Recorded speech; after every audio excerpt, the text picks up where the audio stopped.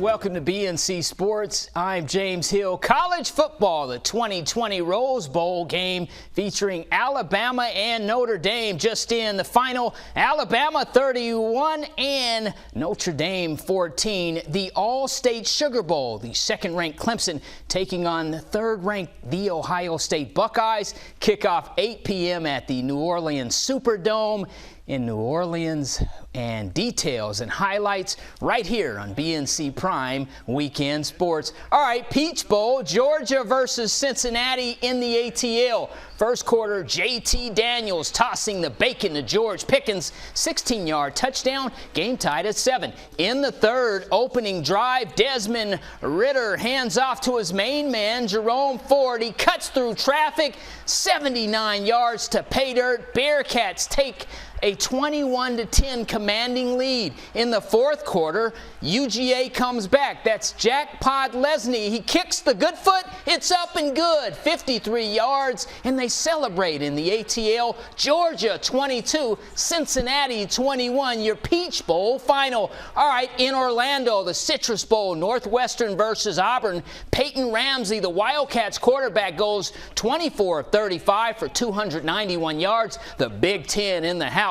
Northwestern 35, Auburn 19, your final. All right, NBA, Doc Rivers and the Sixers in Orlando. The Magic in the first half playing host to Philly. Joel Embiid, spin move, boom, power dunk for 2 of his 21, 26-15 Philly. In the second, Dwight Howard, hey, remember me? Yes, he gets the deuce there, 44-22, Sixers rolling. In the third quarter, check out Ben Simmons passes the basketball, and Tobias Harris, hey, I used to play for Orlando. He lays in 2 of his 20, Sixers 118, Orlando Magic 92. The New Year 2020 was very challenging as a year for the HBCU sports community. Check out this.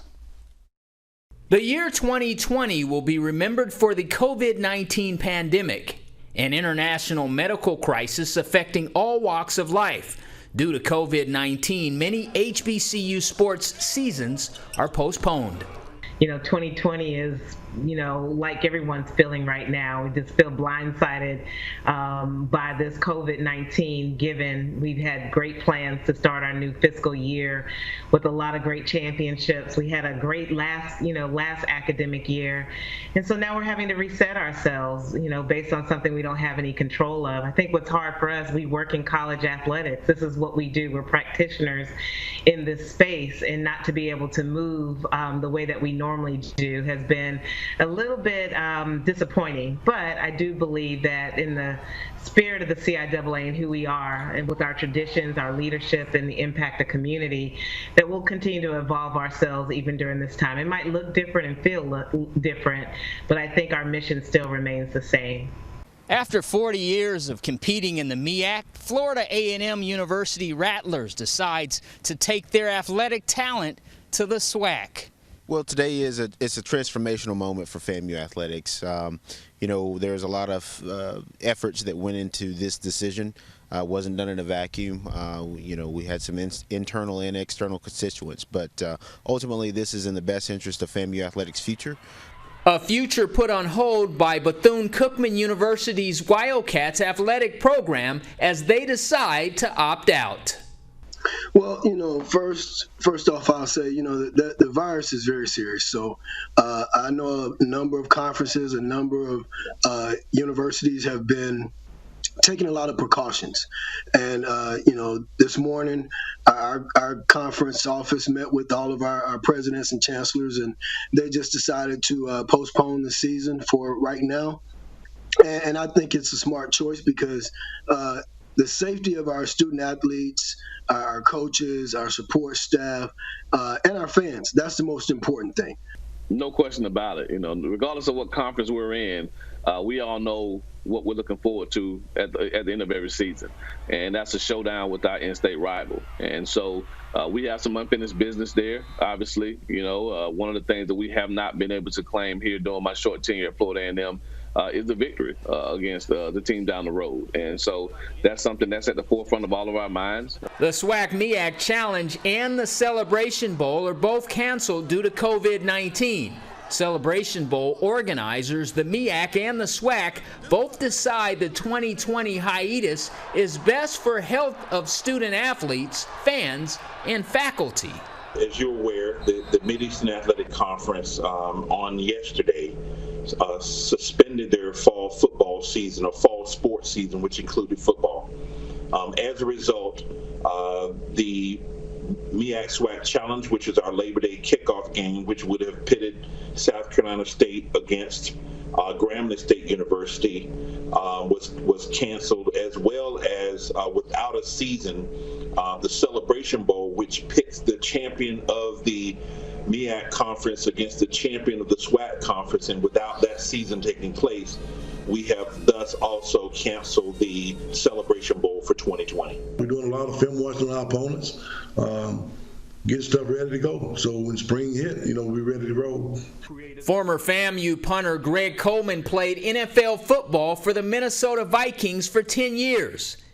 Coleman says he believes the tragic episode of George Floyd losing his life by the knee of a police officer is a teaching moment. I'm hoping through legislation that they will have the authority and the power to get rid of the bad apples, because it's not everybody in law enforcement. McCord Maker is a 5-star basketball player. He's the highest-ranked recruit committing to an HBCU in the modern era. Going to HBCU, I know the Howard University, Coach KB and, Coach Ty, Coach Jake, everybody on the staff and my teammates, felt very connected. And, it doesn't matter what school you go to, but HBCU was my choice. The two-time Celebration Bowl champion North Carolina A&T Aggies are also changing their game plan due to COVID-19. In 2020, the football Aggies will play their last season in an HBCU conference. And so we're looking to play in the spring, and that's where we are right now. For the HBCU sports community, 2020 will be left behind but never forgotten. I'm James Hill reporting for BNC.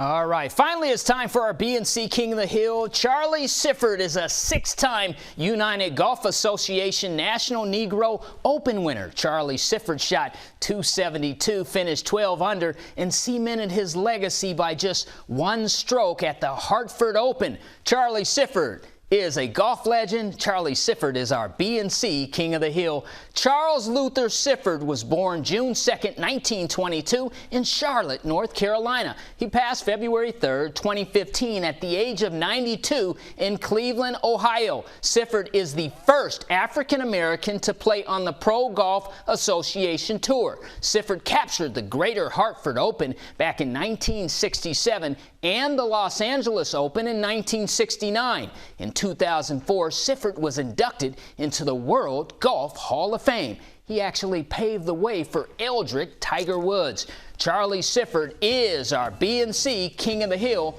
We'll be right back.